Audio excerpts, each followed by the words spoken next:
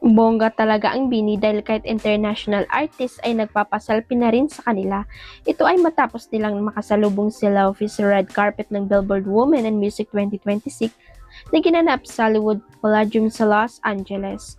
Sa isang clip na ibinagi online, makikitang si Laufey mismo ang nag-request na makapag-feature kasama ang Nation's Girl Group na ikinatuwa at ikinagulat ng mga miyembro.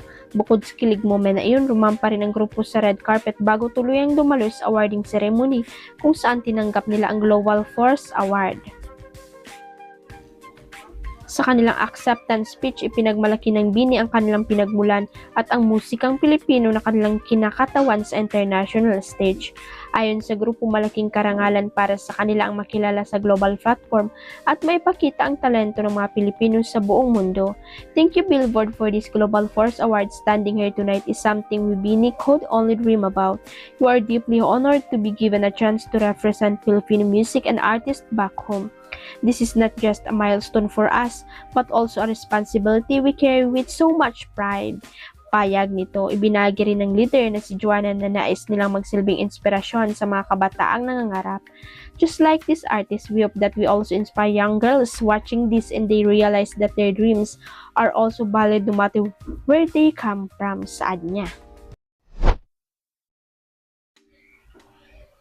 Ayaw ko na rin naman ito na lang ang nasabi ng actress na si Andrea Brillantes nang aminin niyang dumating siya sa punto na gusto na niyang mag-quit sa showbiz. Sa guesting niya sa Create YouTube channel kasama si Enrique, diretsa niyang kwento na apektado rin siya sa mga nababasa niyang negative comments tungkol sa kanya sa social media. Ayon kay Andrea, may mga pagkakataong napapaisip siya kung worth it pa bang magpatuloy sa industriya. Oh yes, ito ba naman ang nakakasama o nababasa mo malamang. Ayaw ko na nga, kung ayaw nyo sa akin, ayaw ko na rin naman kaso ang mahal ng mga bills, sabi ng dalaga. Dagdag pa ng actress, hindi rin biro ang mental pressure ng pagiging artista, lalo't na't laging exposed sa opinyon ng publiko. Pero kahit ganun, aminado siyang hindi pa niya kayang tuluyang bumitaw dahil sa mga responsibilidad at pangarap na pinaghirapan niya mula pagkabata.